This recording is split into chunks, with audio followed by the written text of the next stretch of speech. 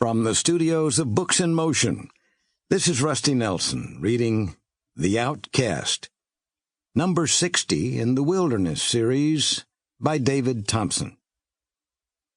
Now let's begin with The Outcast. Prologue. The End.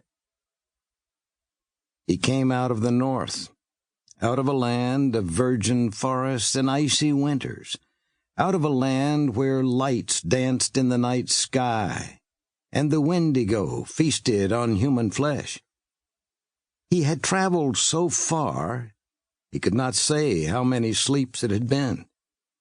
He was weary to his bones, but he didn't show it.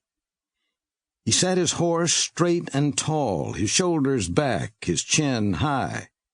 No one would know to look at him, that a dark secret hung over him like a cloud.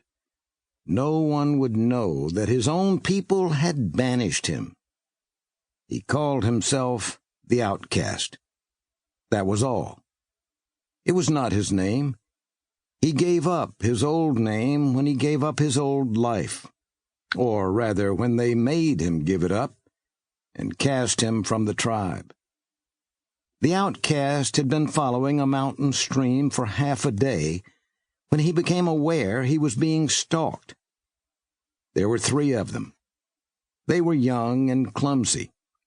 They intended to count coup on him. They intended to kill him and take his horse and his weapons and his parfleche. He almost felt sorry for them. Almost. Others had tried to kill him. A lot of others.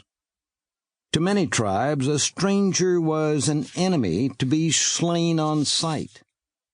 A few tribes, too few, welcomed strangers in friendship. He had stayed with one of them until they found out what he had done and asked him to move on. The sun was at its zenith. In the woods a jay screeched, and a squirrel scampered high above from limb to limb. Small black and yellow birds played in a thicket. The Outcast came to a clearing.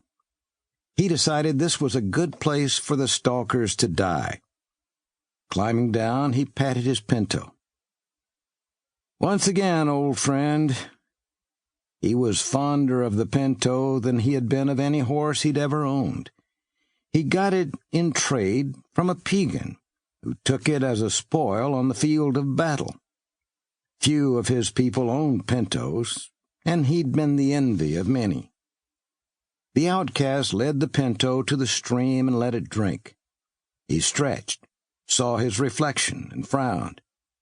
He was big for his kind, big in frame but not in belly, and wore beaded buckskins, typical of his people. His brow was high, his face long. He had black hair that reached his shoulders and was touched at the temples by early gray. A forelock hung over the middle of his brow. In his younger days, the women had counted him handsome. The women. At the thought, a tremble racked him, and he closed his eyes and groaned. A nicker by the pinto reminded him he was about to have visitors. He slid his bow and quiver from the sheath she had made for him so very long ago. He slung the quiver over his shoulder and slid an arrow out and knocked it to the sinew string. Then he faced the forest. "I am waiting. Come and slay me if you can." The Outcast doubted they understood him.